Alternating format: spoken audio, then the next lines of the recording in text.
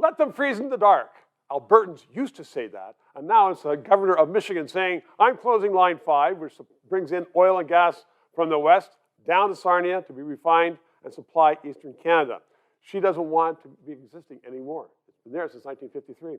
Very complex subject. Michael Diamond is a wonderful political observer and consultant, and he deals with complexity. So he's here right now. Tell me, first of all, how did they get in this situation, the Americans, saying a governor impacting a whole country? Look, this is really interesting because Line 5 is critical for both the economic and energy independent security of the Great Lakes region. It's important for jobs in Canada. It's important for fuel and jobs in the United States throughout the Great Lakes region. This is a big deal. So we have a person who was elected governor of Michigan, and this was a very political promise. She was appealing to the eco-left wing of the Democratic Party, and it's not going as smoothly for her. This promise was very important to her election, but there's now opposition within the Democratic Party. If you think of Michigan, think about presidential primaries in Michigan. What's the big group that matters for Democrats? Labor unions. Labor unions are against her doing this because this is bad for jobs. It's bad for their members. Well-paying jobs. These are well-paying jobs. They're skilled jobs, and they're jobs that have been there for a long time.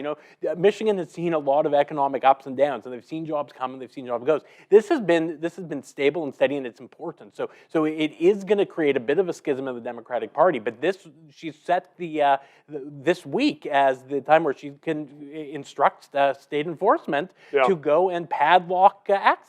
Usually, matters that impact another country are under the jurisdiction of the federal government, both in Canada and the United States.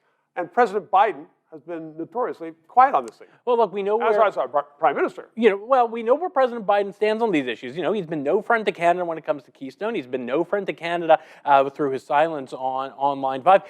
Gretchen Whitmer was a very key ally to Joe Biden. She's a close friend. Not just during the election, but after the election. She was on all the shows reminding people that Donald Trump, even though we said he won, didn't actually win. She did a lot of heavy lifting for Biden, and he needs to respect that. But, from the Canadian perspective, we actually have a lot of unity here. We have a Team Canada approach. We have Doug Ford, and we have Premier Legault, and we have Premier Kenny with a united stance. And where's our Prime Minister, though, dealing with foreign affairs?